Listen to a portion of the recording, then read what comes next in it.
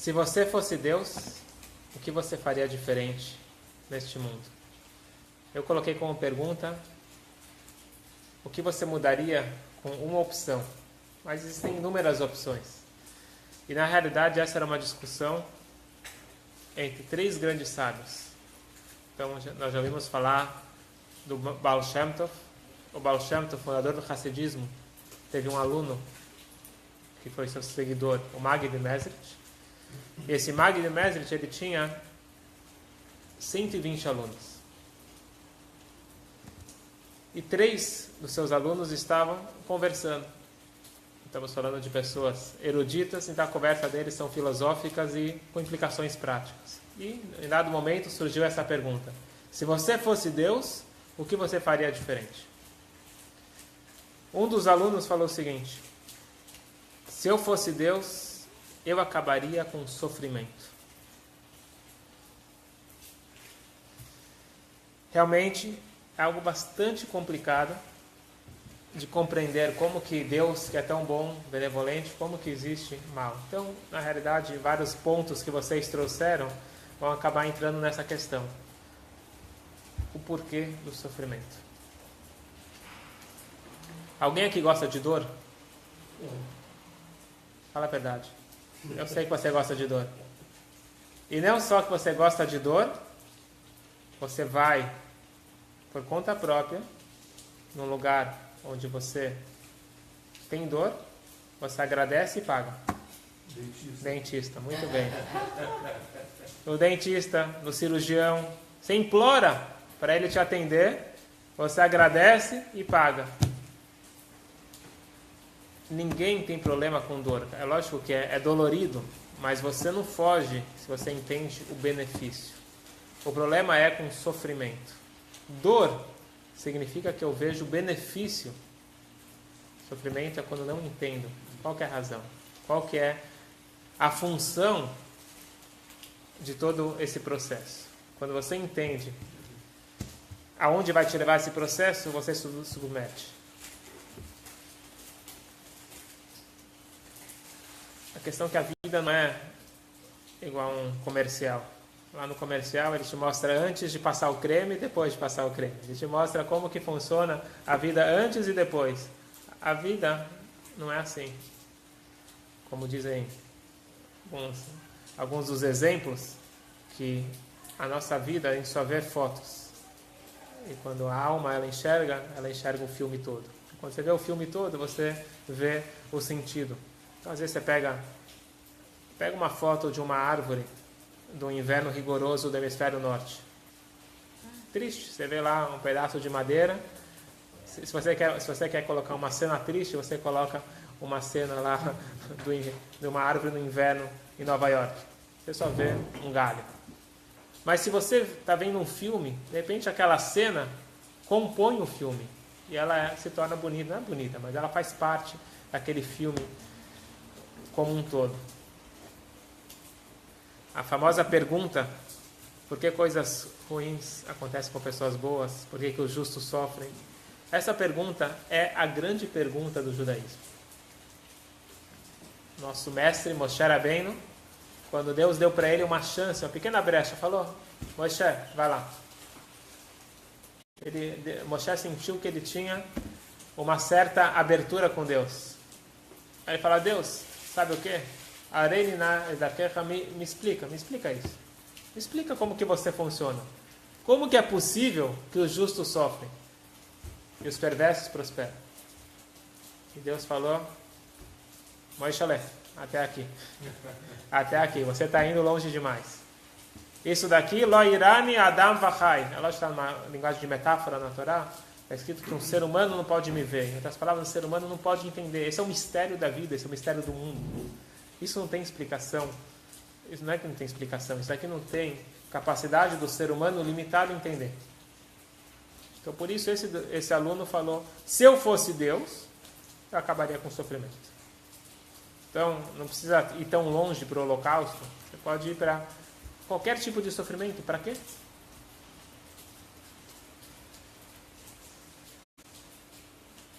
O segundo aluno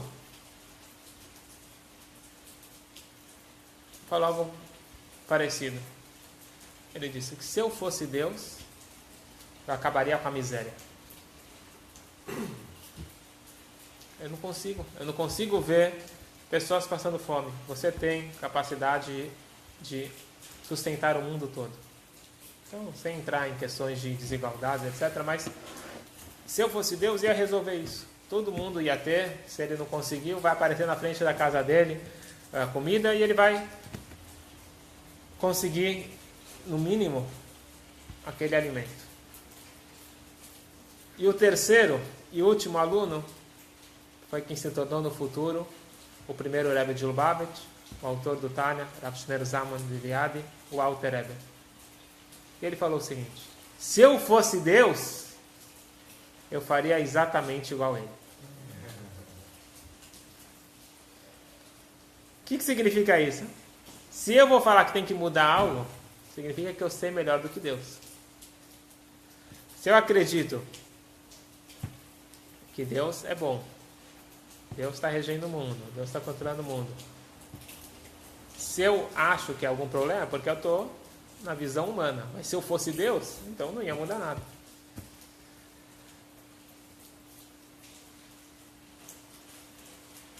Vocês concordam com isso? Ah, é? Então por que nós pegamos 3 vezes por dia para rezar, no mínimo? O que é a reza? A reza é exatamente isso. Deus, eu sei que você que trouxe essa doença, mas eu não gostei. Deus, eu quero que você muda. Não é isso?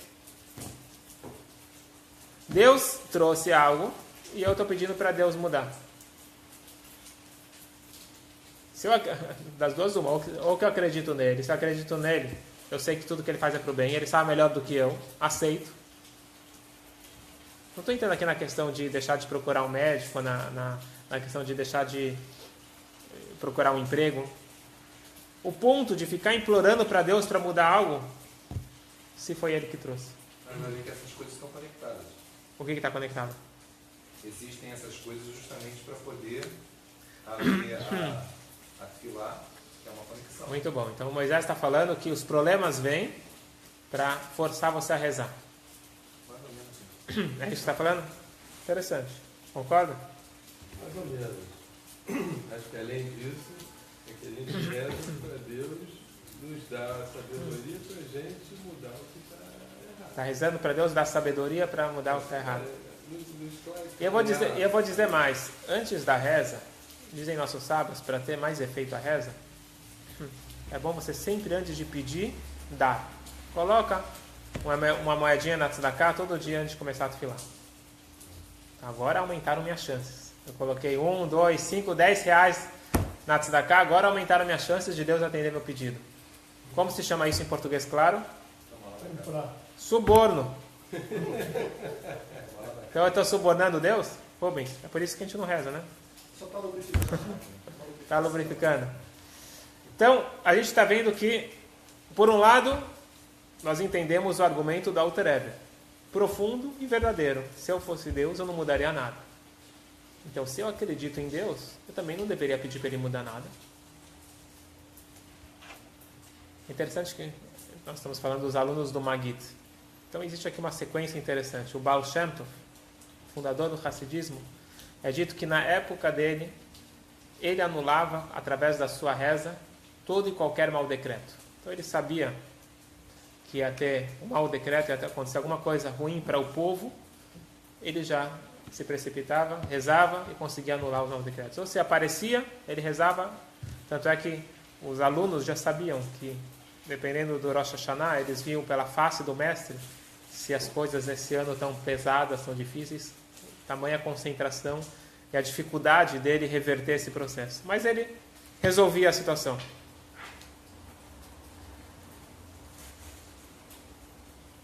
O Baal Shem Tov faleceu. O Maggid assumiu o lugar dele, ele assumiu também essa responsabilidade. Quando aparecia o mau decreto, ou antes de vir o mau decreto, o Maggid rezava, intervia, ele tinha lá conexão direta. Só que quando o Maggid faleceu, aí a situação ficou preta para o povo. O Baal Shem Tov não tinha mais o Maggid, ainda não tinha ninguém assumido oficialmente. Tinha o filho, o o futuro foi o Alter Rebbe, mas tinha vários alunos, ficou uma situação meio que não tinha quem resolver a situação. Os alunos se juntaram e decidiram contactar o mestre. Então, é possível você falar com uma alma depois que ela saiu do corpo.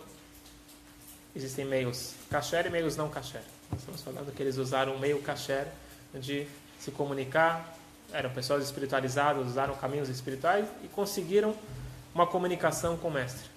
Falaram, Rabino? Com Magid. Com Magid? Falaram, Rabino? Até agora você nos ajudou. E você era um tzadik, um justo, mas alma dentro de corpo, com as limitações físicas. Diz a Kabbalah que depois que a alma sai do corpo, ela não tem mais aquelas limitações. Ela não tem mais o corpo que a limita. Então fica muito mais fácil. Falou, se você conseguir ajudar a gente em vida, agora é muito mais fácil. Você esqueceu da gente? Como pode ser que você está aqui, você está mais perto de Hashem e não está pedindo por nós? E o Magid falou o seguinte: eu não peço porque eu não vejo mais nada de errado. Quando eu estava dentro do corpo, em vida, eu pedia porque eu não conseguia ver pobreza, não conseguia ver sofrimento. Eram coisas que me atrapalhavam, me incomodavam, então eu rezava para Deus. Agora, do ponto de vista de cima para baixo, não de baixo para cima, de cima para baixo, da onde que eu me encontro e eu não estou vendo problema nenhum. Então os alunos que eram espiritualizados falaram, ok, tudo bem, então a gente entendeu, a gente não vai parar de rezar. Não, vocês têm que continuar rezando. Falou, calma aí, você disse que tudo que Deus faz é para o bem, a gente acredita no Rabino. Você está falando, pronto, está falado, por que agora a gente vai rezar? A gente está indo contra Deus? Falou, você tem que viver de acordo com a sua realidade. Na sua realidade, você está sofrendo? Na sua realidade está difícil? Você deve rezar. A reza, a essência da reza, a gente vai ver daqui a pouquinho, mas a essência da reza é pedir no momento de aflição. Então você está no momento de aflição, você deve pedir. Tem gente que fala, me sinto mal de pedir quando eu preciso. Pelo contrário, essa é a essência da reza. E Deus quer que a gente peça. Outro dia a gente pode entrar mais detalhes, mas essa é a essência da reza.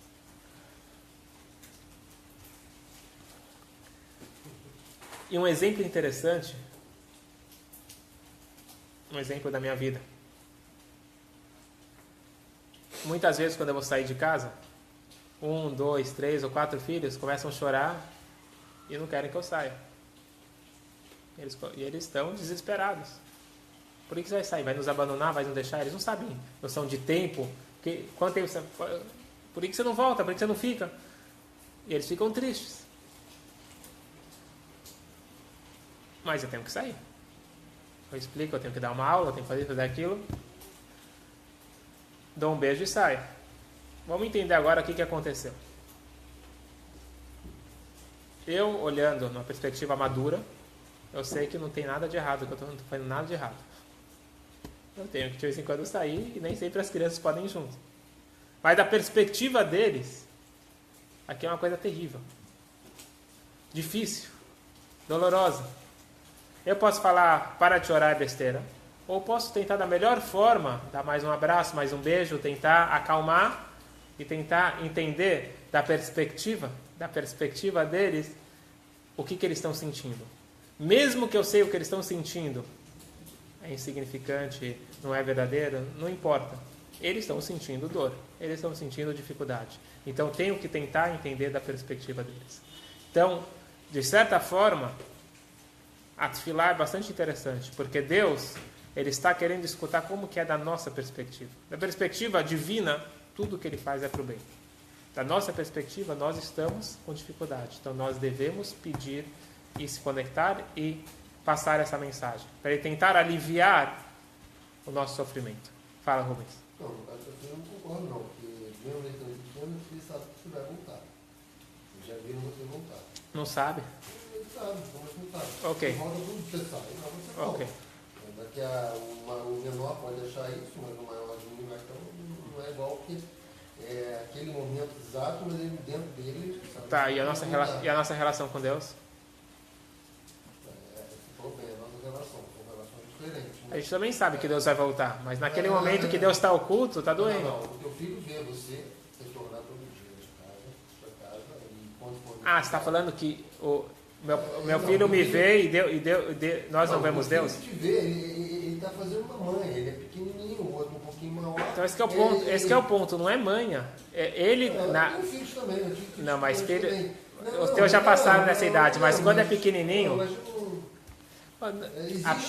Existe um pouco do que você está falando, mas existe muito que eu estou falando também. Um pouco de manha, um pouco de... Não, sim, foi apenas um não é exemplo. igual, por isso que não é Apenas um exemplo. Mas mesmo que for manha, não adianta você falar você está errado. Você tem que ver. Se para ele aquilo está difícil, você tem que estar acomodando. Então, mesmo que para a gente também é manha. Porque eu já tenho um celular, mas eu quero um celular melhor. Então, é uma manha. Eu estou querendo pedir para Deus me dar dinheiro para comprar um celular melhor. Então, Deus fala, mesmo que do meu ponto de vista não faz sentido o teu pedido, mas eu sei que para você. Uma pessoa que já é rica pedir, ele pode pedir para ficar mais rico ainda. Uma pessoa que já é Pode. Com certeza ele vai pedir.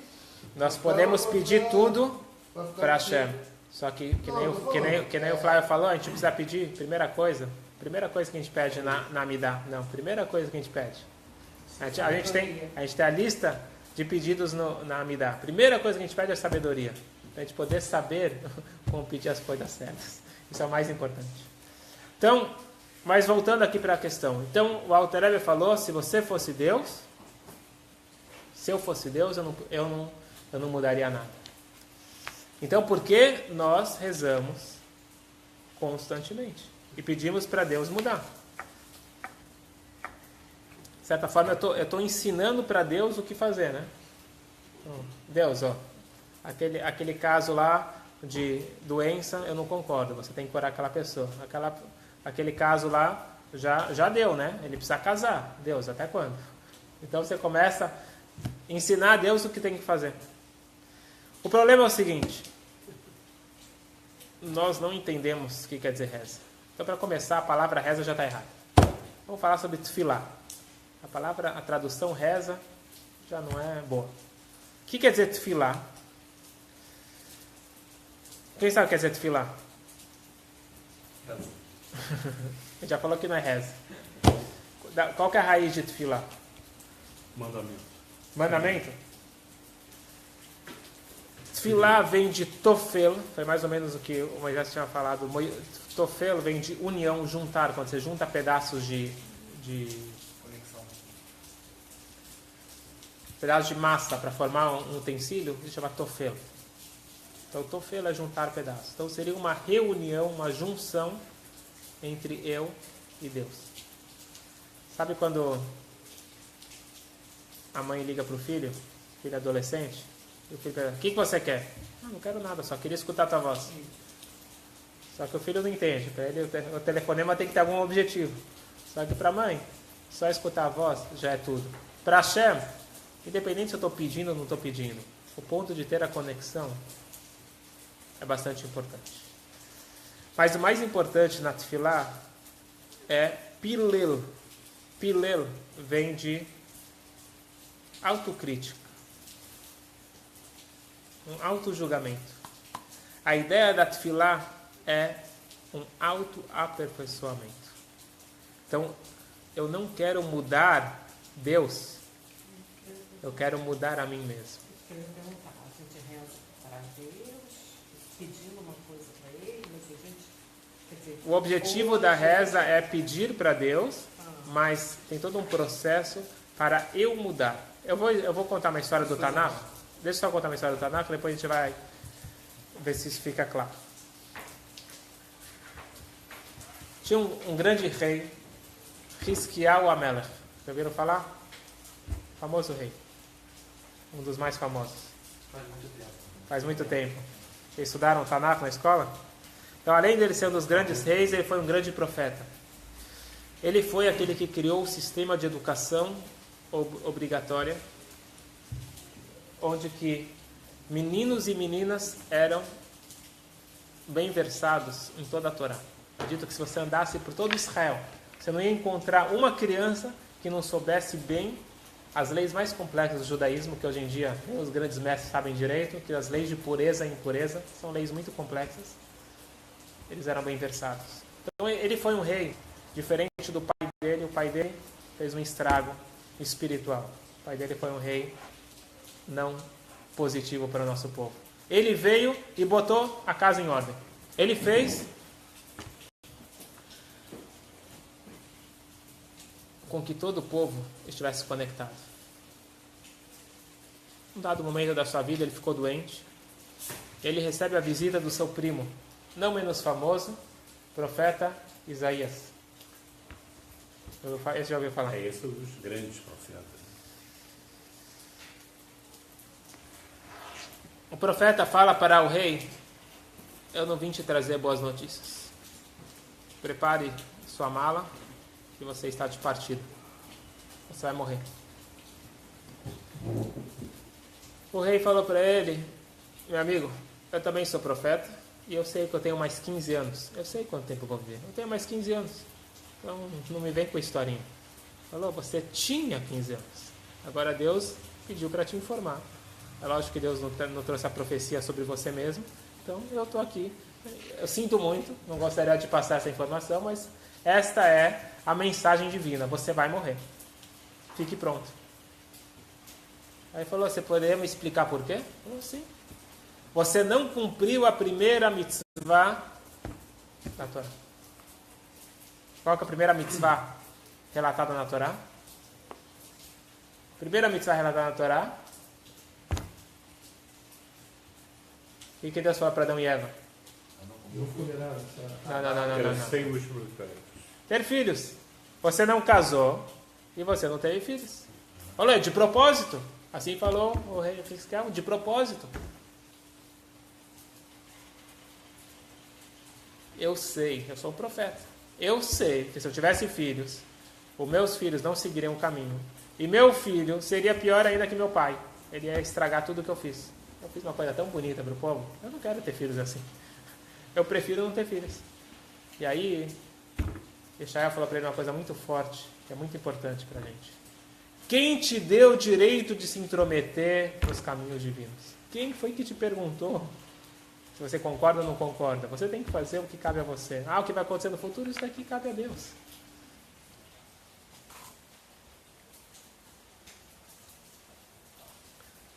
Ele parou, pensou, uma pessoa honesta, era um tzadik, o Xisquiel, ele falou: sabe o que, você está certo.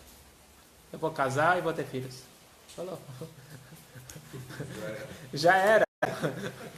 A intenção é boa, mas acabou. Aí nessa hora o rei falou para ele: por favor, se retire. Você está exagerando. Eu sei, Kaf, Bruno e Mirabotai, eu tenho tradição dos meus antepassados. Mesmo que você tenha uma espada no teu pescoço, não deixe de pedir e suplicar. Ele mandou o primo embora. Está escrito que ele virou para a parede, rezou, recuperou da doença. Tinha um detalhe interessante que eu não falei. Ele falou para o Isaías, ele falou o seguinte: isso aí, tem mais um detalhe. Eu vou casar e eu vou casar com a tua filha. Porque talvez o meu mérito, junto com o teu mérito, ajude que meu filho não seja tão perverso. E foi o que aconteceu. Ele recuperou e casou com a filha do profeta, e eles tiveram um filho, que foi Menashe, uma história à parte, que realmente foi um rei bastante perverso e trouxe bastante problemas para a espiritualidade de Israel. Vamos ver aqui essa história. Que brincadeira é essa? Ele tem 15 anos, eu tiro 15 anos, Deus fica mudando de ideia? Se você falar comigo bonitinho, aí eu te dou mais 15 anos. Se você se comportar mal, então eu tiro. Então Deus fica mudando de ideia. Deus, ele não sabe o que a pessoa vai escolher? Claro que sabe. Deus muda de ideia ou não muda de ideia? Muda. Deus não muda de ideia. Deus não muda de ideia. Deus não mudou nada. Quem mudou foi Xisquiel. O Xisquiel que tinha que morrer, morreu. O que continuou vivo é outra pessoa. Legal. É uma outra pessoa. Certo? Legal. Aquele que não queria ter o filho morreu. O que resolveu ter filho e seguir. é outra pessoa. Aquela pessoa que achava que entendia melhor do que Deus e decidiu não ter filhos, é um tipo de pessoa. Essa pessoa merecia morrer. Tem gente que... Isso não acredito. Tem aquelas pessoas que acreditam no fatalismo. Sabe o quê? Eu acredito muito em Deus. Então eu sei que já está escrito quando que eu vou morrer. Então não tem problema. Vou pular da ponte, vou pular do prédio. Se for para morrer, é para morrer. Se não for no meu momento, eu vou morrer. Vocês concordam com isso? Não. Então o judaísmo não acredita nisso. Existe o projeto desde que você não faça loucuras, certo? Então se você quiser andar na avenida, no meio da avenida e estiver passando carros, você escolheu fazer isso. Mas tem uma passagem que uma pessoa estava para morrer e pediu a Deus 15 anos a mais de vida. E Deus concedeu. Não tem isso. Então, a pergunta é, será que Deus já não sabia que ele ia pedir? Então, o ponto é o seguinte. Deus não muda de ideia. Mas para Moshe não conseguiu. O quê? Mas para Moshe não conseguiu. Não conseguiu o quê? Para Moshe não concedeu ele. Por isso que Deus falou para ele, pare de pedir, senão eu vou ter que conceder. E não faz parte do plano. Deus fala para ele, para. Para Moisés? Se você pedir mais uma vez, eu vou ter que aceitar, mas isso aqui não vai ser bom. Não. Deus teve que mostrar a parte dele. Ele falou, da tua perspectiva, você está certo. E deixou ele pedir até o último minuto. Você tinha que pedir. Mas agora, deixa eu te explicar. Para Moshe ele podia falar isso. Da minha perspectiva, não vai ser positivo. Então, para de pedir.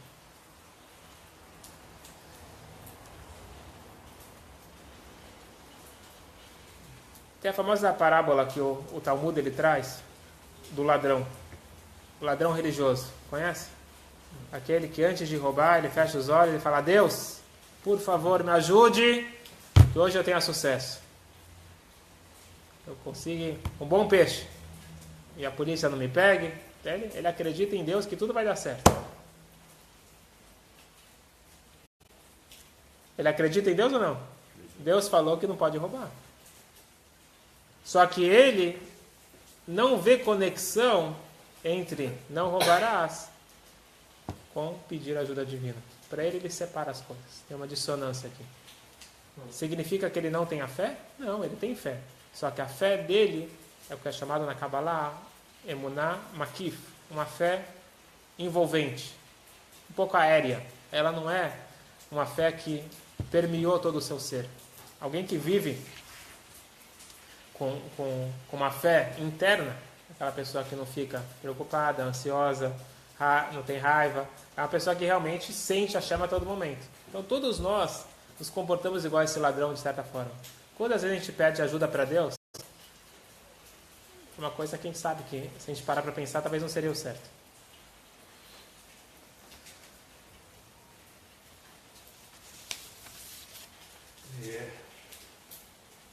A tefilá não é para mudar a opinião de Deus. Então, você pedir para Deus te ajudar a roubar, então ele não está colocando a reza no sentido certo. Então, na realidade, a tefilá não é para eu mudar Deus, é para eu mudar a mim mesmo. Então, a tefilá é um momento de luta interna. Não é fácil. Não é nada fácil rezar. Falar as palavras é fácil. Se você sabe ler hebraico rápido, você fala rapidinho aquelas páginas e acabou. Mas isso não é chamado de tefilá. Não é que você tem uma cota lá de palavras que você tem que falar, páginas que você tem que virar e acabou. Dizem que uma vez tinha um Yehudi rezando lá, Amidá. Amidá é aquela reza silenciosa, que a gente faz todos os nossos pedidos. Assim que ele acabou a Amidá, o rabino chegou para ele, Shalom Aleichem, bem-vindo. Quando alguém chega de viagem, então tem aquele cumprimento judaico, Shalom Aleichem. Falou, desculpa, rabino, mas eu estava aqui ontem, anteontem, hoje de manhã. Falou, não, você não tem negócios para a China? Então, enquanto você fez a reza, você foi para a China, Taiwan, Nova York, você passou por todos os lugares. O rabino, que tinha um pouco de profecia, percebeu que ele estava lendo as palavras, mas estava pensando, uma coisa clássica, né? Você começa a ler o Sidur, Quem reza bastante conhece o que a gente está falando. Então, você começa a ler e de repente já viu que você está em outra página, mas você está em outro lugar, menos no Sidur, menos falando com Deus. Até que eu falo, sempre Rosh Hashanah Yom Kippur, eu falo para as pessoas, fecha um pouquinho o Mahzor, fecha um pouquinho, para de virar página. Não tem mitzvah nenhuma de virar página. Para e pensa, e converse com Deus. Aí você pode passar 5 horas na sinagoga e não falar com Deus, falar bastante com os amigos, ou até você nem, pode ser que você nem conversa, mas você fica só lá virando as páginas, você nem sente nada. O objetivo da Tefilá é um momento de conexão, um momento de autoavaliação. E por que é muito difícil a Tefilá? Porque a Tefilá eu tenho que lidar com a minha parte interna. Não é fácil. Em geral, a gente faz de tudo para não analisar o nosso interno. Exemplo, alguém que é workaholic, normalmente é porque ele não quer parar para ficar sozinho com ele mesmo, ele não se aguenta. Então, a Tefilá é desafiadora, porque a Tefilá é para eu me avaliar. Então, eu começo a falar e descrever como Deus é tão grande, e o objetivo é para eu tentar me aproximar mais dele, eu tentar aperfeiçoar meu caráter. Eu tenho que ser uma pessoa diferente. Antes da reza e depois da reza. Se eu continuo igual, então a Tefilá não tem efeito sobre mim. Não estou falando que é fácil, bastante difícil. Fazer uma Tefilá bem feita. Mas esse é o objetivo da Tefilá. Aí faz sentido. Eu tenho que começar o dia para colocar o foco do meu dia. Eu tenho que finalizar o dia com uma Tefilá. Mas agora, qual que é a reza mais importante que tem?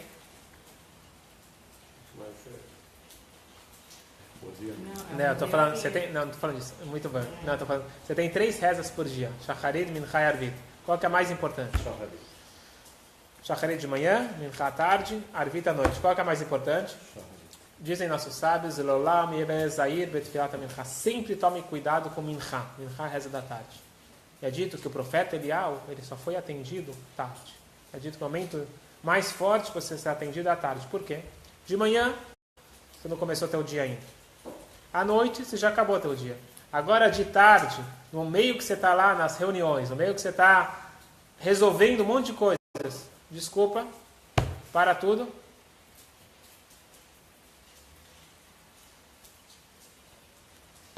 Estou mostrando para Deus qual que é a minha prioridade. Tudo que eu estou fazendo no meu dia é secundário. A minha prioridade é estar conectado com Deus. Então, por isso que a Tefilá é muito forte. Tem uma história interessante de um grande cientista, se eu não me engano, uma pessoa bastante famosa, se eu não me engano era o professor Green. E o rabino do Chabad chegou lá na cidade, tentou contatar, conhecer o máximo de judeus possíveis, para chamar para o Beit Chabad, para ter aula. E esse professor era uma pessoa muito famosa e muito importante e muito ocupada. Então o rabino tentou, através da secretária, marcar uma reunião, tentar se encontrar com ele. Toda vez que ele ligava, aí a secretária falou, ele não pode te atender, mas mandou te dar $18. Achando que o rabino ia ficar feliz. Aí ele falou, desculpa, mas eu não estou pedindo o dinheiro dele, eu quero conversar com ele. Ele não tem tempo para você. E assim foi anos após anos. Até que de tanto que o cara insistiu, o homem falou, tá bom, deixa ele vir. Marcou lá, depois de 3 meses, uma reunião. Ele chegou para a reunião e ficou lá esperando, na sala de espera. Na hora que ele entra na reunião, tinha lá um escritório maravilhoso, com uma janela, com uma vista maravilhosa. O rabino de repente fala, só um minutinho. Assim que começa a reunião, ele se apresenta e fala, só um minutinho. Ele tira um sidur do bolso, vai para o cantinho e começa a rezar. Ele ficou indignado. Ele fala assim, você sabe como o meu tempo é precioso? Você insistiu tanto, agora você entra aqui e vai lá para a janela. Ele falou, desculpa, eu sinto muito, mas eu vi o sol se pondo e eu ia perder o horário da reza. O Minchá tem que ser feito até o pôr do sol. Então, com todo o respeito e toda a honra, tudo que eu tenho por você, mas eu tinha que falar com Deus. Deus estava me esperando. Encurtando a história, esse homem no futuro ele acabou se aproximando e se tornou uma pessoa bastante praticante do judaísmo, muito próximo ao Rebbe de Lubavitch, etc. E ele contou que o ponto de transição dele foi justamente quando ele viu esse comportamento desse homem. Falou, até então, todo mundo que vinha lá ficava bonitinho, quietinho, olhando para ele e respeitando. De repente ele viu alguém que teve um comportamento um pouco diferente. Percebeu que tem alguém, um homem de princípios. Um homem que estava pronto a parar, ele estava muito ansioso para essa reunião. Não sei se é ansioso, não é a palavra certa, ele está querendo muito essa reunião. Mas existe algo mais importante. Mincha. Aquele horário que você para tudo, pode ser a coisa mais importante, você para falar com Hashem. Então, aquele homem pode ser que ele era muito afastado, mas por falta de conhecimento, quando ele viu a profundidade que existe nessa espiritualidade, ele quis se aproximar. Então, a hora da tefilá é um momento de mostrar qual que é a minha prioridade, qual que é o meu centro. E não é dessa forma, não. Deus é o Todo-Poderoso, eu tenho que me curvar para Ele. Diferente. Olha o ponto. Eu vivo num mundo desequilibrado. Eu me comporto várias vezes de uma forma desequilibrada. Eu preciso de equilíbrio, preciso de harmonia interna, preciso de paz interior. Isso eu vou conseguir através dessa autoanálise, através da tefilá. A tefilá é o momento de eu falar comigo mesmo. Então, existe todo um processo. Não é à toa que existe todas aquelas partes da tefilá. E cada Kadish, ele mostra que você está passando para uma outra etapa. A gente espera que você está indo agora entrar em outra etapa. Outro dia a gente pode fazer, talvez semana que vem a gente pode fazer uma aula com todas as etapas. E o objetivo da tefilá é justamente aperfeiçoar o meu caráter. Eu tenho que sair uma pessoa diferente. Tanto que é que uma crítica para alguém que acabou de atfilar é a forma que ele vai comer. Se ele vai atacar a comida depois que ele acabou de rezar, então quer dizer que ele não rezou. Quer dizer que ele não fez atfilar. Então agora você tem que sair um pouco mais, não é espiritualizado, um pouco mais mente, um pouco menos instintivo.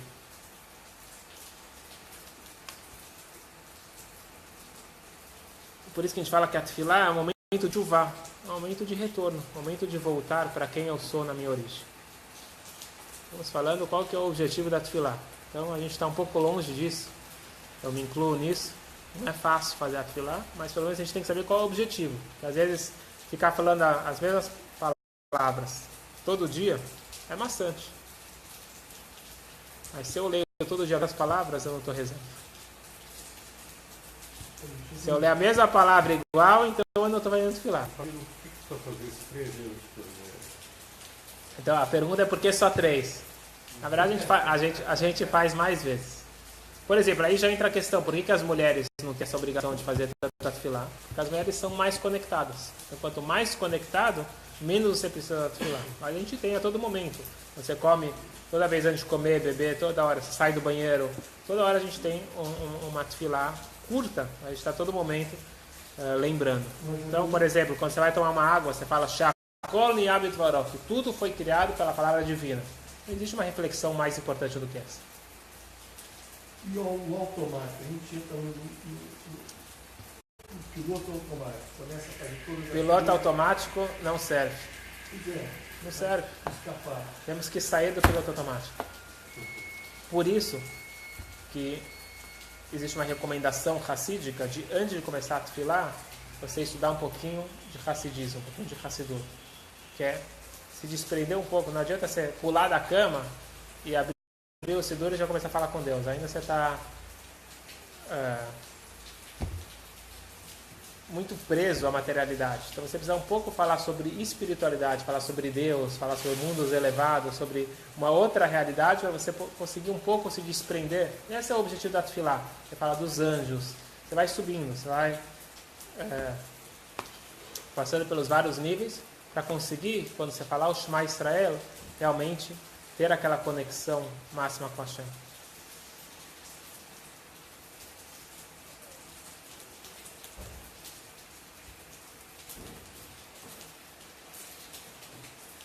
Voltando, se eu fosse Deus. Então eu venho e falo, Hashem,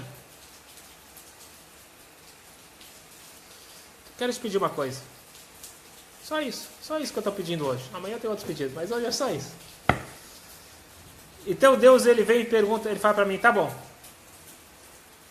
Ok, eu vou te dar, mas deixa eu te fazer uma pergunta. Se eu te pedisse algo,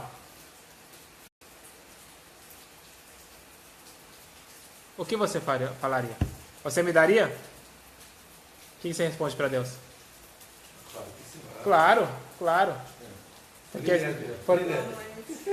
Porque se eu fosse Deus, porque se eu fosse Deus, eu teria toda a capacidade de atender todos os seus pedidos, certo? Sabe aquele homem que ele fala para Deus? Está escrito tá escrito no versículo: 1000 anos para você é igual ontem, é igual um dia. Falou, Deus, o que importa para você? Me dá só um dia. E Deus responde, não tem problema, só espera um segundo. Então, Deus, ele pode dar tudo. Então Deus vem e ele pergunta, se eu te pedisse algo, você me daria? Evidentemente, né? Você ia falar que sim? Lógico. Ele já pediu tudo, né? A gente aqui não faz. Então saiba que você está todo o tempo na posição de Deus. As pessoas vêm e te pedem favores. Te pede uma coisa e a tendência humana é dar desculpas. Estou muito enrolado, não posso, não dá, gostaria muito. E quem sabe outro dia? Vamos parar para pensar. Nós estamos na posição de Deus o tempo todo. E às vezes não custa muito, às vezes é só você dar um sorriso, às vezes é só você dar uma boa palavra, é isso que a pessoa está precisando. Diz o Baixando uma coisa muito forte. É escrito que quando a alma ela vai se apresentar no tribunal celestial, saiba que você vai ter que dar din vecheshbon. Saiba perante quem está no Pirkei Avot. Saiba perante quem você está... Você estará prestando contas quando a alma sair do corpo. Mas lá está escrito a palavra din vecheshbon. O que quer dizer din? Veredito. Cheshbon é julgamento. Tá certo a ordem? Vai ser perante quem você vai ser julgado e vai ter o veredito. E não o veredito depois do julgamento. E aqui tem uma coisa muito importante. Deus não julga ninguém. Somos nós que julgamos a nós mesmos. Então, vamos dizer que aconteceu alguma coisa na minha vida que eu preciso ser julgado. Então, Deus ele faz aparecer aquela situação exatamente, o mesmo caso, mas de uma outra forma, com outra pessoa na minha frente, e eu vou me colocar na posição de juiz. Então, eu posso julgar aquele cara para o bem, ele não teve a intenção, não, ou falar mal dele. Então, no momento que eu dou o veredito sobre o próximo, Deus faz o meu julgamento. Então, isso aqui é uma coisa, vamos colocar assim, que nos incentiva a sempre julgar todos para o bem. Então, se Deus ele fala, se eu te pedisse algo, você me daria? E eu falo que sim, então eu tenho que saber que eu estou na posição de Deus o tempo todo.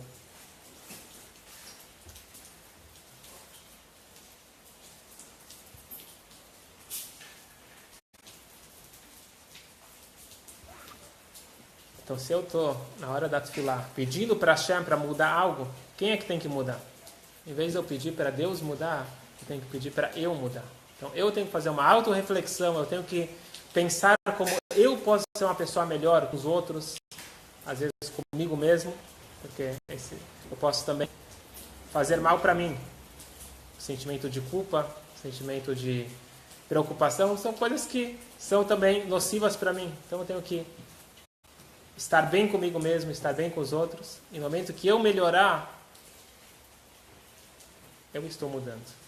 Então, se a pessoa foi decretada que ela tem que ficar doente, tá certo. Foi decretado que ela tem que ficar doente. Mas se eu mudar, eu vou ser uma outra pessoa. Essa outra pessoa não precisa ficar doente. Então, na hora que eu estou pedindo para Deus algo, eu não estou pedindo para Ele tirar a doença. Eu estou pedindo para eu me tornar uma pessoa que não precisa da doença. Então, eu não estou mudando a opinião de Deus, eu estou me mudando ou estou pedindo para aquela pessoa mudar. Então, o próprio fato Tefilá, o próprio ato de tefilá já é um mérito suficiente. Aquele esforço para fazer a tefilá certa, de me colocar nessa posição, de querer e aperfeiçoar, já é mérito suficiente para as coisas melhorarem. Então, respondendo a tua pergunta, por que a gente não tem mais vezes por dia? Então, o Baal Shem Tov, ele conta uma coisa interessante. Tinha um rei, um dia, Black Friday, estou brincando. O rei, ele falou, pode pedir, esse dia todo mundo pode pedir o que quiser, certo? Cada um pode pedir uma coisa. Então, cada um veio lá e fez o seu pedido. Cada um tinha aquilo que ele mais precisava. Diz a parábola, veio lá um sábio, ele falou o seguinte: rei, não quero, o que eu vou te pedir? Um iPhone, eu vou te pedir coisas materiais? Eu vou te pedir uma coisa. Eu gostaria de poder ver o rei diariamente. Só isso. Para mim, eu aprecio poder ver a Vossa Excelência uma vez por dia. Concedido. Entenderam o que aconteceu aqui? Ele está todo dia com o rei, ele podia pedir N coisas quando ele precisasse. E esse presente Deus concedeu para cada um de nós. A gente pede muito. Eu gostaria de poder pedir para... Você tem todo dia. Os céus estão abertos e Deus está esperando. E por isso que a gente tem que tomar cuidado de não usar a reza para conversar com uma outra pessoa.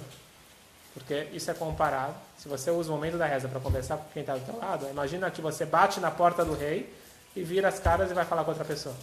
Então, a tefilá é o momento que Hashem abriu a porta. Sim, estou disponível, 100% focado. Nós, quando falamos com as outras pessoas, não estamos focados. A gente está falando com a pessoa, mas a gente está pensando em outras coisas. Deus, ele é capaz de estar focado e ele está esperando. Sim, pode falar, estou à tua disposição. A gente tem que aproveitar esse momento. Seja para pedir, seja para agradecer, o importante é se conectar. No momento que eu me conecto e realmente me esforço para mudar, então eu consigo o que eu quero. Porque se eu fosse Deus, eu não mudaria nada. Mas se eu me torno uma outra pessoa, uma pessoa mais espiritualizada, uma pessoa melhor, eu mereço que as coisas mudem para mim. Que assim seja para todos nós. Alguma dúvida? Muitas. Vamos lá. Tem direito a uma dúvida. Então, tem uma conexão com a primeira coisa Sim. que você falou, do sábio. Sim. Pediu aquela miséria, né? Mas aí eu pensei que pode existir uma conexão entre essa coisa mesmo, né? Se todo mundo quiser destacar, acabou a miséria do mundo. Perfeito. Então não depende de Deus, depende de uma atitude nossa. Bem colocado. Você está falando que a gente está pedindo para Deus para acabar com a fome no mundo. Em vez de pedir para Deus, a gente podia pedir para os homens, né? Nós poderíamos resolver isso. Bem colocado. Muito bom.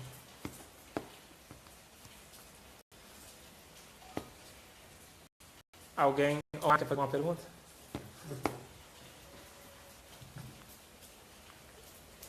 Quer falar uma coisa? Acabou? Então tá bom.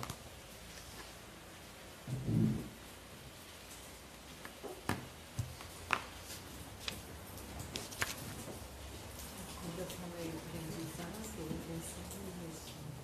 Ok. Pensei que a gente